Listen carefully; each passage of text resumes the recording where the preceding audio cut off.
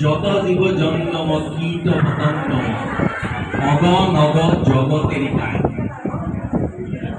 এই পৃথিৱীৰ যিমান জীৱ জন্তু আছে, পোক পৰুৱা আছে, এই আটাইবোৰে তেখেতে আধ্যাত্মিকভাৱে ঈশ্বৰৰ শৰীৰৰ অংশ বুলি কৈছে। কিন্তু মোৰ আগৰ বক্তাসকলে আমি বৈজ্ঞানিকভাৱে ভবা কিছু কথা আপোনালোকক ক'লে।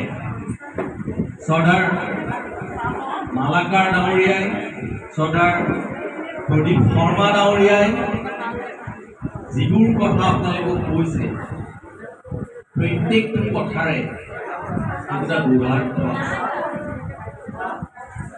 আমাৰ আগতে এগৰাকী বক্তা গিৰিমল্লিকা শইকীয়ায়ো কৰবী ফুলৰ কথা কৈছে। এই গোটেই কথাবিলাকতে বিভিন্ন কথা নিহিত হৈ আছে, যাক অসমীয়াত আপোনালোকে যিহেতু বহুত কবি ইয়াতে আছে, ইয়াৰ পিছত কবি সন্মিলন আছে, যাক আপোনালোকে কয় কথাৰ আঁৰৰ কথা। গতিকে এই কথাৰ আঁৰৰ কথা বুজি আমি কেনেকৈ এই গোটেই প্ৰক্ৰিয়াটো সামৰি সুতৰি আগবঢ়াই নিম, তাৰ কাৰণে প্ৰাণীবিদ্যাৰ 5টা শ্ৰেণীৰ মৎস্য, উভচৰ, সৰীসৃপ, পক্ষী আৰু স্তন্যপায়ীৰ এই যে অসম পক্ষী সুৰক্ষা সমিতিয়ে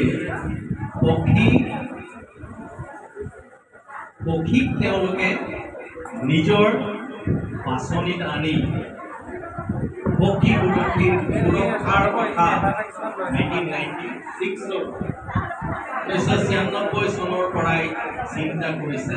তাৰ কাৰণে অৰ্গেনাইজাৰ যিবিলাক আছে তেওঁলোকৰ সমন্বিতে শৰ্মা ডাঙৰীয়া আৰু আপোনালোক আটাইকে মই বন্ধুসকলক ধন্যবাদ জ্ঞাপন কৰিছোঁ।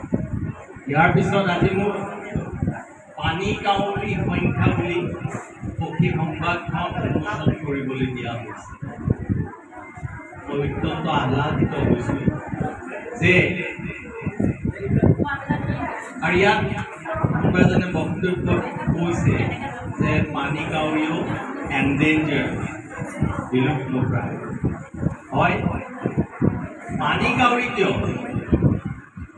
অসমৰ কৃষিভূমি, তৃণভূমি, বনভূমি লাহে লাহে বিলুপ্ত, আৰু এই বিলুপ্তপ্ৰায় কৃষিভূমি, বনভূমি, তৃণভূমিক এক সংবাদ দিয়াৰ কাৰণে, বাৰ্তা দিয়াৰ কাৰণে, মেছেজ দিয়াৰ কাৰণে এনেকুৱা ধৰণৰ প্ৰকাশনৰ নিশ্চয় অত্যন্ত জৰুৰীভাৱে দৰকাৰ আছে।